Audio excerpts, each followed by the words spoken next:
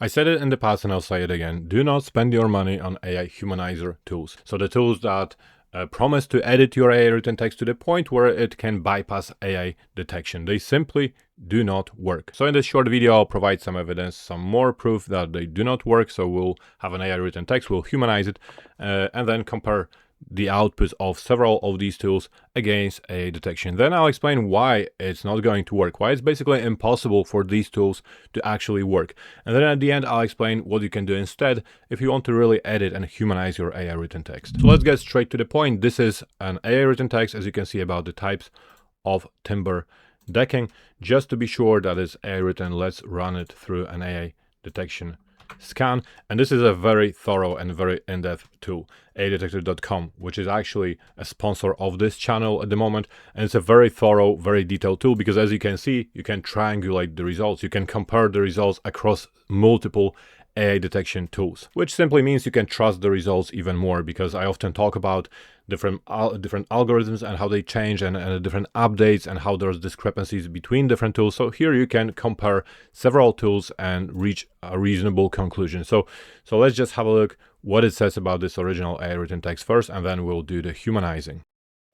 As you can see now, the score is pretty high. So let's now paste it and try to humanize it and start comparing the score. Mind you, we're not necessarily aiming for 0%. It's very difficult, especially with aggressive algorithms, aggressive AI detectors. But I would say that aiming for under 20%, such as Turnitin, this is what they do in academic settings. They usually accept up to 20% of AI writing. That's something that we should be aiming for. So the first tool we'll use to humanize is Quillbot. Humanizer. Quillbot AI detection tool is something that I sometimes use in my workflow, but the humanizer is a completely different story. Now on the right hand side, you can see the result of this humanization. I can tell you straight away that it's not passing this AI detection. I often talk about traits and characteristics of AI writing in my videos. Feel free to watch some of these videos, but you can see straight away, for example, triplets, so list of 3 things in a row appearing over and over again. It hardly changed this structure. So the first thing I would try to do is break down the structure. I would combine some of the short sentences, or in this case, I would probably break down the longer sentences into more sentences, specifically to break down these lists of 3. But let's copy this output and run it through this AI detection again and see what it says about the results. And remember, this is a humanizing tool. We had a limit, we had a word limit for the free version, but so I didn't have to pay for it. But imagine if you did have to pay for this tool, it's probably far from what you were hoping to achieve. It does show quite a low score for some of them, but also quite a high score for others. So it's your choice, it's your decision if you would be happy with this. I think I would try to aim for something lower. So let's try another AI humanizer. And this one is Humanize AI Pro. So we're doing the same thing. We're humanizing this text, and let's have a look what it produced. I think it looks a little bit better, but again, it didn't really get rid of the triplet phrasing. There is a lot of, this is a short text, mind you. It's very difficult even to do it manually, to humanize it, because it's a short text, it's packed with information. It's kind of difficult to replace or change some of these things. But again, it did not really try to break down these triplets. It did try to insert, I can see, some unusually short sentences, but let's see if this is enough to fool a strong AI detection tool.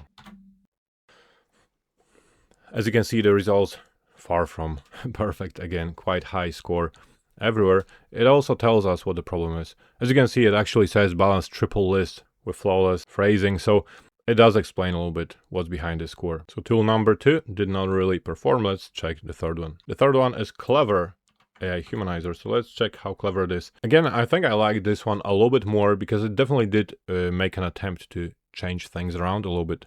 The first one looked almost identical, the first tool that I tried. This one actually tried to introduce some variety.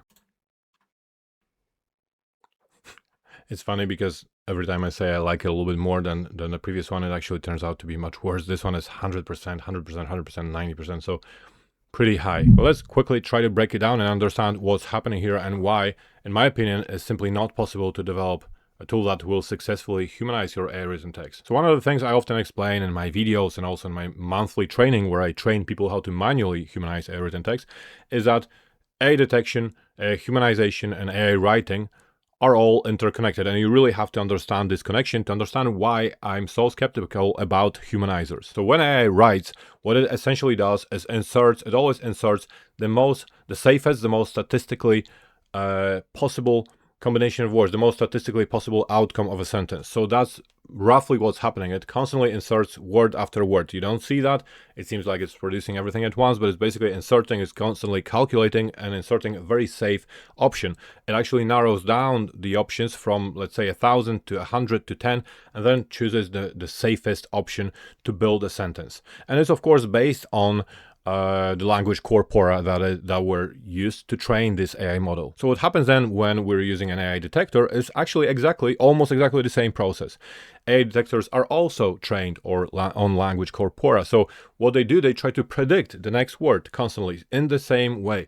If they manage to predict the next word, they conclude that this was probably written by AI because AI managed to predict what comes next. Therefore, it was probably not a human who wrote it. Human write with much more complexity, with much more perplexity, which means basically they managed to fool AI detection, to make it perplexed, to make it confused, because our writing is just more variable and less uniform. So now enter our AI humanizer tools. What are AI humanizer tools? What is happening in these tools? They are essentially AI models, of course. So they are, because who else is writing that text? So you're giving your text to an AI model that decides, I'll rewrite it. But it's still AI. It's still AI, and the model is writing in the same way as AI usually writes text. So even if it's trying to be different, it's again following almost exact same steps, which means that inevitably it's going to be detected. So the only way you can actually bypass AI detection, apart from, of course, just not using AI for your writing and writing it from scratch, the only way to really bypass AI detection is to do it manually, is to humanize that text manually. I have multiple videos in which I explain the whole process. Like I said, I have a whole webinar that I run every month, an online workshop where I show how to do it, and I have multiple videos, free videos on this channel. You can go and watch them just to understand what I would normally do. But bottom line of everything that I always say about humanizing, the process of humanizing, is that you simply, with what I just said in mind, the fact that what you're looking at in terms of the outcomes of AI writing is basically the most statistically predictable and the safest option.